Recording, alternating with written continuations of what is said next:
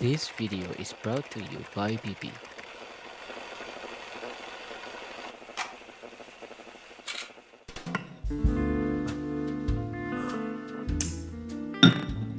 Udah mulai Udah, record nih. iya dong. Udah. Gabut gitu sambil ngobrol ya. Oke. Santai aja gitu. Ada sesuatu nih. Ya, sesuatu itu bisa dipertimbangkan dengan kebijaksanaan. Apa tuh? Oh, Oke. langsung serius aja. Enggak, bukan ya gimana konteksnya gitu. Ya, hidup kan guyonan, Pak. Guyon saya lah. Tahu lah kamu gak bisa terlalu bercanda gitu. Oh iya, iya. Kamu yang lucu nih, aku yang serius. Ya aku imut. Hah? Aku imut. Iya. Dede gumus ya, berondong. Kenapa? Apakah kamu mencintai seseorang yang lebih tua dengan kata imut, dede berondong? Sebenarnya dulu aku kurang suka dengan kata berondong. Dulu. Tapi sekarang udah mulai terbiasa. Loh iya. Pemulung nih. Awalnya dia gak bakal terima, Pak, disebut pemulung. Tapi karena keadaan dan dia menghasilkan uang dari situ, akhirnya dia bisa hidup. Akhirnya mau gak mau dia nerima. Sampai pemulung kan? Iya kayaknya, lupa aku. Tadi kamar mandi bentar. Jadi gimana pemulung itu? Ya pemulung kan awalnya dia gak nerima, Pak. Nah, Kalau bukannya disebut- tadi pagi kita pemulung ya? Jual kardus. Ini buat beli rokok. Aku kecil-kecil setan emang. Rokoknya Tajimas lagi. Iya. Itu Astagfirullah. paru-paru bukannya smile tapi malah misuh. Aduh, di mana? Udah, jangan jancuk di sini. Oke, ayo. Ya, jancuk rokok murah. Itu dibanding nasi pecel, Pak, lebih mahal nasi pecel sumpah. Serius. Jadi gimana Dede Brondong? Dulu aku nggak terima bilang itu, tapi ya karena keadaan sering kayak gitu akhirnya ya udahlah, terima apa aja nih, terima takdir aja. Bukan takdir sih ya tuh ya.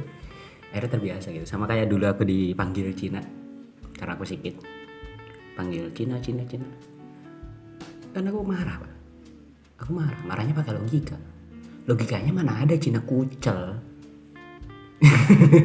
Ya kamu.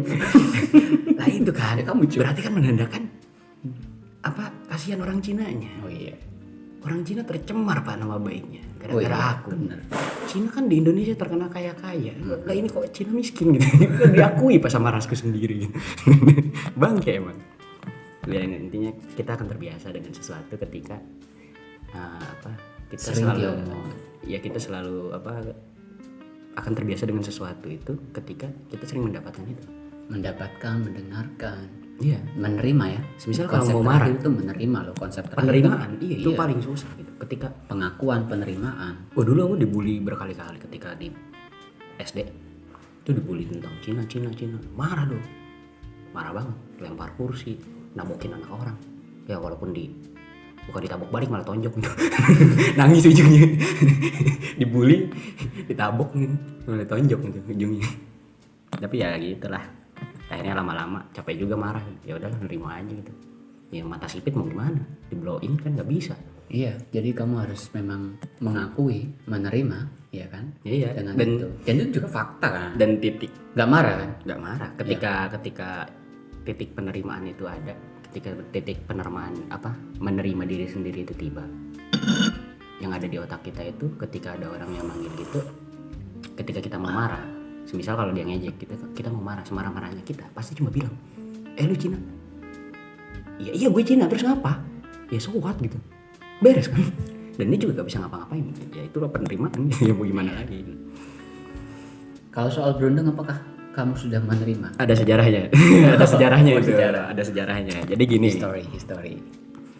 Aku kan tipikal anak yang nggak pernah main sama orang-orang yang seumuran. Walaupun lahir 2001, aku nggak pernah main sama orang-orang seumuran. Lebih muda berarti malah enggak?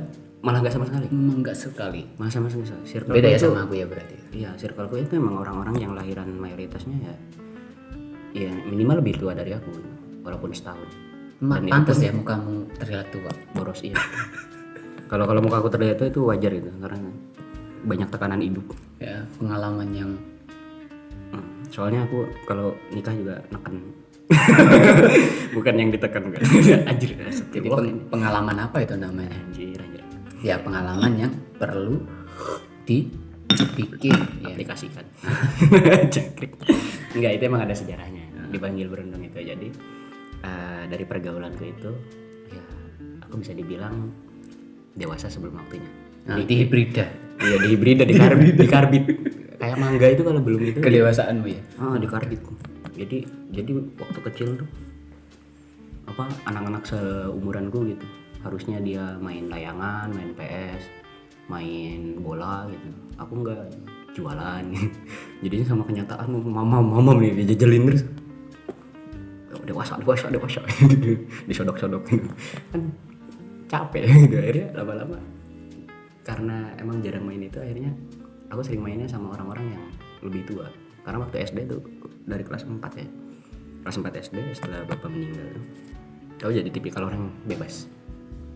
Jadi bilangnya itu mau main ke musola, mau apa, mau nginap di musola. Kan dikiranya kan soleh ya, padahal enggak pak. Jadi aku tuh main sama anak-anak muda geng motor. Yang di sana tuh ya ada minuman keras dan lain-lain gitu. Ya aku cuma ngeliatin mereka apa enaknya gitu. Yang walaupun sampai sekarang belum pernah ngerasain gitu. Tapi aku nongkrongnya sama mereka dan dari situ aku tahu gitu. Ternyata pola pikir mereka kayak gini gitu. Akhirnya karena lingkunganku yang seperti itu, aku nggak bisa. Bukan nggak mau. Dulu sempat maksain untuk gaul sama orang seumuran. Tapi karena nggak bisa, akhirnya ya nggak bisa ngikutin ritmenya gitu. Di saat aku yang udah suka main hobiku udah nggak main layang-layang lagi gitu. Kayak aku ngeliat orang-orang seumuranku, anjir mereka masih main layangan gitu, kelas 6 SD loh, masih main layangan, masih main kelereng gitu.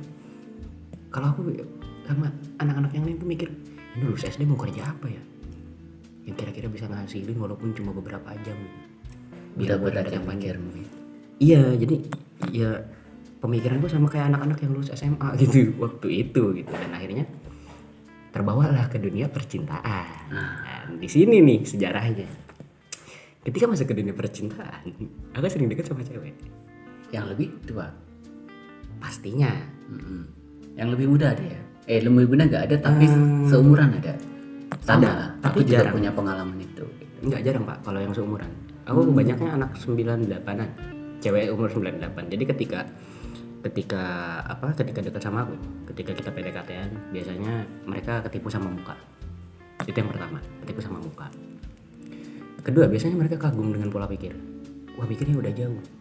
2 tahun ke depan aku harus ngapain dan lain-lain. Aku udah tahu harus ngapain dan stepnya harus kayak gimana. Aku udah tahu. Jadi cewek-cewek ini kagum. Wah, keren nih gitu. Keren. Tapi mereka biasanya ngilang ketika mereka tahu umurku. Contohnya, emang kamu lahiran berapa BTW? 2001. Tuh langsung tuh si cewek jadi setan pak. Goib. Goib anjir. Nggak bisa dilihat langsung. Iya, langsung ngilang. Facebook di blok gitu. Bangke emang gitu. Langsung jadi setan, goib aja dia. Gila sih. Tapi ya itu sih lika-likunya gitu. Kadang enggak enaknya itu di situ. Karena mereka kaget. Cewek kan pengennya diemong. Bukan ngomong, tapi diemong. Dan mereka masih melihat kedewasaan itu dari usia. Nah, ketika mereka pengen diemong, mereka pasti bakal nyari yang lebih tua dibanding yang lebih muda. Ya kali gue sama berondong gitu pikirnya gitu. Akhirnya langsung jadi setan, berubah. Goib, langsung hilang. Di ghosting. Setan emang. Ya emang gitulah pokoknya. Akhirnya lama-kelamaan mulai terbiasa dipanggil berondong, dedek berondong ya udah bodo amat gitu. Dan sampai sekarang ya masih suka yang lebih tua. Itu lebih tepatnya aku kadang menyebutnya adalah, kalau dari pengalaman yang kamu ceritakan barusan adalah namanya itu freedom of movement ya. Is everyone's right. Jadi adalah kebebasan bergerak adalah hak setiap orang. Itu sangat wajar sekali jika kedewasaanmu, pola pikirmu, dan daya juangmu itu lebih besar gitu. Karena apa? Karena kebebasan bergerakmu. Ya kan? Sama halnya aku juga begitu. Tidak menutup kemungkinan aku seperti kamu juga di masa itu. Karena apa? Dulu juga suka sama yang lebih tua. Oh iya, jelas. Oh, janda. Hah? Wah, banyak. Nantilah aku Gila, ceritain keren, gitu. keren. Tapi dari freedom of movement, Jam terbangnya udah tinggi. kan kemarin kita udah membahas keresahan seseorang anak kan. Sebenarnya saya juga punya gitu. Jadi orang tua aku, saya tuh sebagai anak pertama, saya merasakan kejayaan orang tuaku di masanya. Tapi saya juga merasakan gitu, ketika kejayaan itu tidak ada. Nah, Hilang. ini hilang. Jadi di situ aku juga merasakan namanya kebebasan bergerak. Ketika di situ saya merasa lebih dewasa juga, pola pikir juga terpacu gitu, daya tahan juang semakin tinggi gitu.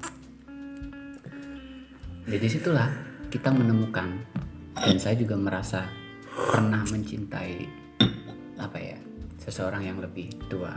Saya juga pernah gitu. Itu kan dibalik semua itu kan ada tekanan beban kehidupan kan. Kerasnya kehidupan. Ya, Jadi itu betul. mempengaruhi juga kan. Tapi bukan itu. Dulu di sekolah aku itu cewek itu bisa dihitung. STM. Oh jelas. Anak STM gue ya, SMK anak STM Oh, gue. jelas itu. Iya. Itu berapa orang paling gitu. Nah, Apalagi cewek anak yang masuk TKR. mana aku tahu ya soal cara PDKT, cara ngobrol sama cewek. Aku kaku banget tuh, apatis mungkin bisa disebut ya. Sama cewek juga begitu. Tapi aku sangat care kepada siapapun gitu. Akhirnya aku menemukan seseorang yang bisa memahami pola pikirku, daya juangku. Akhirnya kepincut kan. Dewasa, bukan kepincu, tapi karena gimana ya, gini bro. Cewek. Biasanya bisa ngimbangin. Iya, dengan pola pikirku ya. Mm-mm. Dan itu adalah guruku. Anjir, jatuh cinta sama guru. Bukan jatuh cinta, karena gimana gini loh. Ya, Emang obsesi, lebih obsesi. tua. Iya, obsesi. Emang kita itu ngobrol, terus kita bisa saling tukar pikiran dengan yang lebih tua. Itu emang nyaman. Bener, nyaman karena dia bisa mengerti pola pikir kita. Karena di situ jadinya ada diskusi kan. Iya, Jadinya diskusi asik kan? nyaman, asik, tapi secara tidak langsung banyak nanti pikiran-pikiran atau yang bertolak belakang dengan konsep yang barusan saya ngomong ya. Iya. Jadi saya memang dulu itu merasa gini, nyaman, diperhatikan gitu ya. Tapi sebagai murid, aku tahu dia memperhatikan aku sebagai murid, tapi aku ngajak ngobrolnya udah bukan sebagai murid gitu loh. Bahwasanya memang kita tuh dekat di dalam lingkup pembelajaran. Sangat nyaman banget gitu. Tapi kelamaan ya gimana dengan hal yang sering kita jalani, dengan suasana yang seperti itu nyaman juga ya, zona nyaman itu tadi. Akhirnya aku suka ngobrol yang sama orang yang lebih tua. Begitu pula ngobrol soal cinta. Wes. Sampai ke bawah tuh bro gitu. Jadi gini, aku lulus mungkin sekitar tahun 2012-2013. Akhirnya aku disuruh merantau dan ketemunya sama wanita-wanita yang lebih tua. Malah aku di perantauan, lebih tepatnya di Papua, aku lebih sering ketemu sama janda-janda.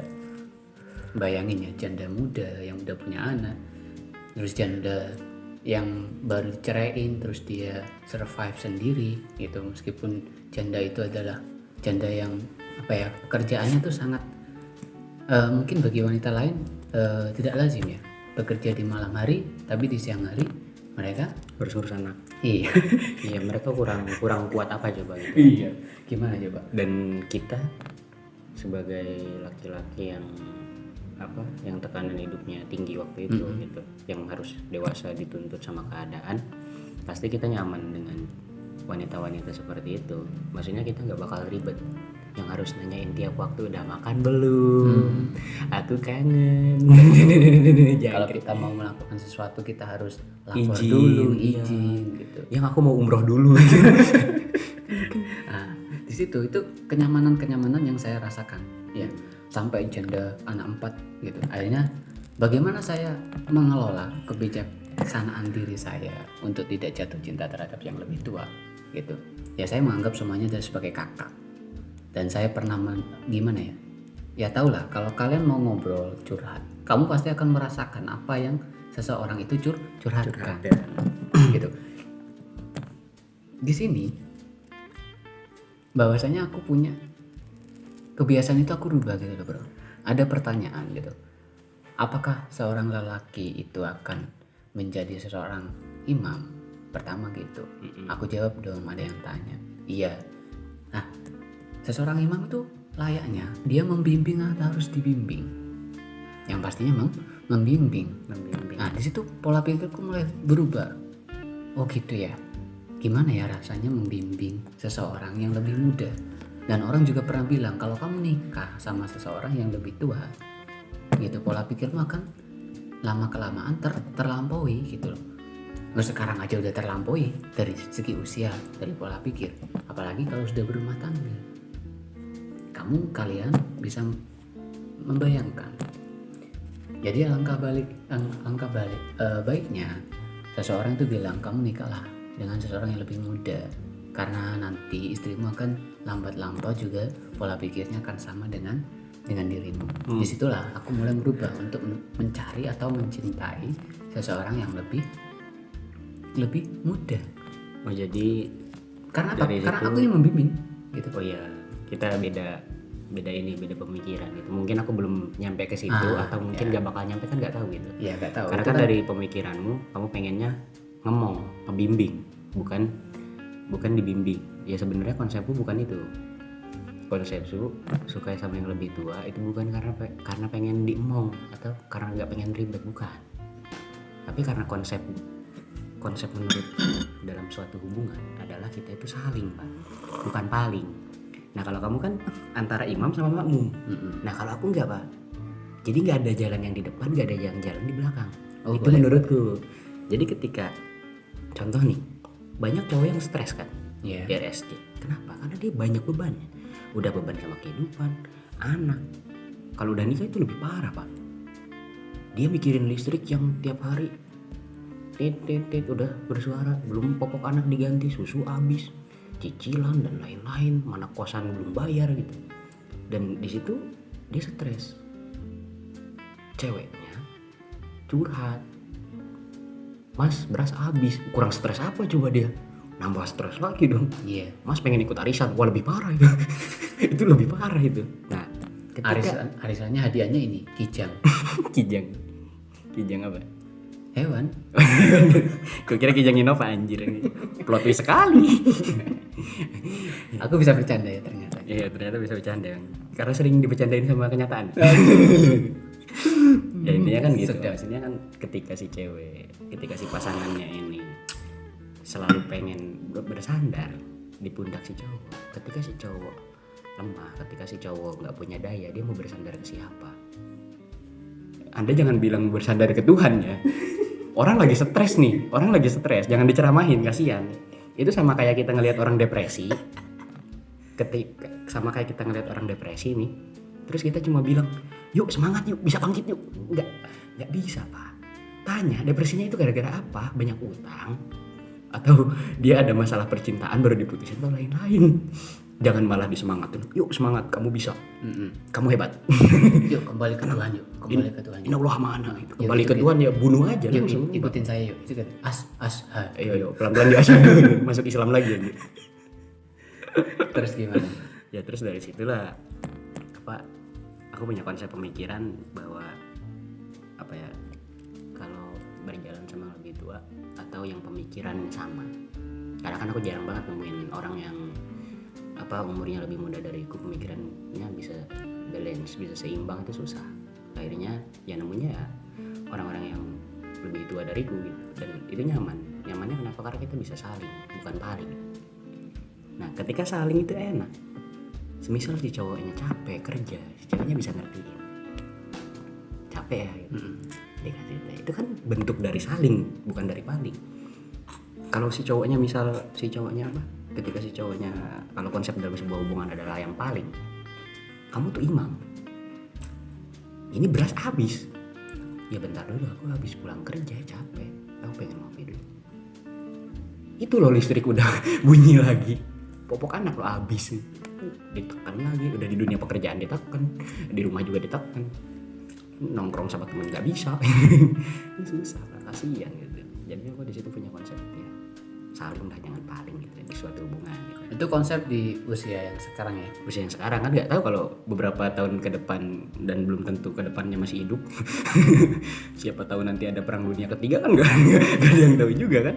Udah booking kamar belum? Kamar apa? Loh, katanya kalau nggak hidup booking tanah buat kamar. Oh, masa kapling ya, depan. tanah kapling ya. Rumah-rumah idaman masa depan, rumah impian gitu kan. Orang-orang sibuk booking perumahan gitu kan. Ya mending Karawang lah. Dia booking kuburan loh, San Diego Hills. Gila, per bulannya itu lebih mahal dari mobil Avanza, Pak.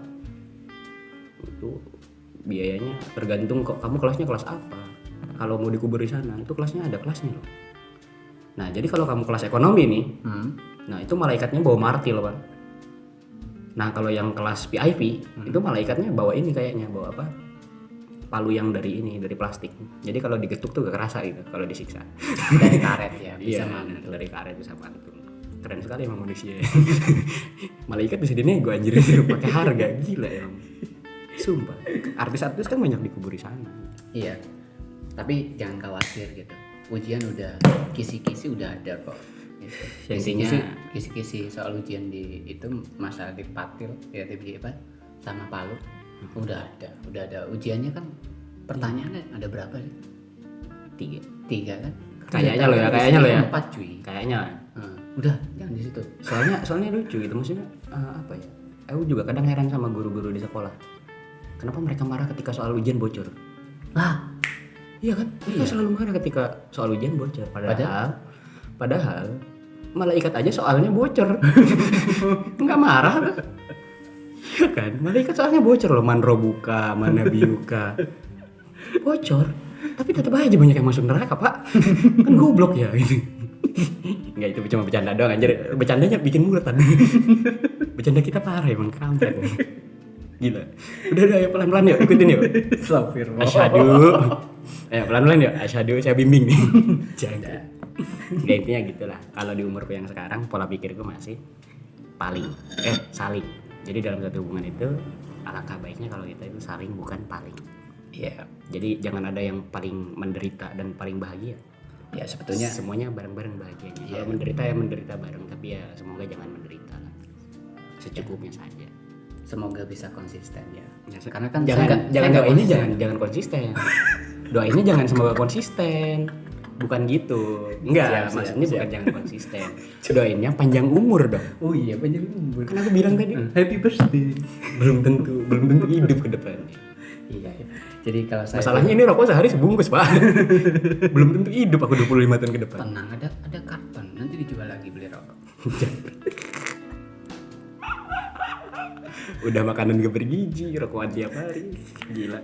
Ya sebetulnya yang kamu bahas itu kan saya juga mengutarakan di awal bahwasanya saya udah mengalami pengalaman gitu ya, dan sekarang kamu sudah bahwasanya tahulah persepsi dari seseorang yang pernah mengalami gitu. Makanya saya tanya, itu pengalamanmu di usia yang sekarang. Kayak ada japu ya? Kayak ada japu ya, kayak ngeliat kamu masa muda gitu. Iya. Ya nggak tahu ya, tapi saya nggak berharap kamu bisa Mirip sama kamu. Iya, makanya saya berharap kamu konsisten. Iya lah, gak lucu, Pak. Kalau kita nanti udah nikah reuni kan gak lucu. Tuh kan bener, nyari yang muda. Ya aku tertawain lah. Nanti di podcast keberapa episode berapa itu nanti kira-kira 2 tahun lagi. Ya 500 lah ya. Iya. Iya Jauh kalau banget kita ya, visioner banget. visioner banget gitu anjir, yang belum tentu masih hidup. Udah soal masalah Enggak, sebenarnya yang dikhawatirkan itu bukan masalah masih hidup atau enggaknya. Apa aja, Pak? apa? Satu hal, Pak. Apa? Emang kita masih bisa bikin podcast kalau kita udah nikah? Kan kita kalau keluar aja mau ngopi aja harus punya SIM. Sudah izin mama. Nanti di chat di grup gitu ya. Dicariin. Oh, ini sayangnya Umi nih pulang dong, udah malam. Ya masih mending itu mah baru sebulan nikah. Oh gitu ya. Iya. Kalau udah Umi kalau udah sama Abi gitu ya. kalau udah setahun 2 tahun mah itu kan. Ya udah tidur di luar aja. Baju udah kubungkusin. Tas udah ada di luar gitu. Sana ngerantau itu. Buat bantal. Buat bantal. Tidur pos ronda aja sama bapak-bapak yang lain yang gabung sana. Padahal kita baru nyampe pos ronda. Padahal kita baru duduk mau minum kopi. Tiba-tiba mama nelpon itu. Ya, ayah gantian dong, mama mau nonton drakor. Netflix ada serial baru nih, ih mama milenial. Cintailah produk-produk Indonesia bro. Ada Indonesia. WTV. WTV. Heeh. Aman. Gimana? Oh, saya mencintai produk Indonesia tapi bukan itu, Pak. Apa? TV One. Iya, karena saya dari kecil sampai sekarang saya masih menunggu TV One membahas lumpur lapindo. Iya, kalau ini. iya. Malam banget ini joknya agak terlalu dalam. Iya, emang Terlalu biasa dalam. udah gelap. Gelap, ya. Jadi joknya ikutan gelap. Oke. Ya sebenarnya itu sih. Saya cuma nunggu apa? Kenapa saya setia nonton TV One? Bentar, Karena saya kenapa nunggu. Anda tertarik Lapindo? Kan kamu rumahnya Karawang. Nah, saya Jawa Timur nih. Seharusnya saya dong yang harus menunggu Lapindo dibahas. Ya kan saya nggak ngebahas Lapindonya, tapi iya. ngebahas kecintaan saya kepada TV One. Kenapa saya masih nonton TV One? Karena saya menunggu momen-momen di mana TV One memberitakan lumpur lapindo. Oh kan Anda merasa nyaman dengan TV One. Ya seperti Anda menyintai yang lebih tua gitu ya. Oke, terima kasih anjir kita. Udah tutup makin ngawur gitu anjir. Udah. Oke, see you. Thank you. Kopinya udah habis, see you.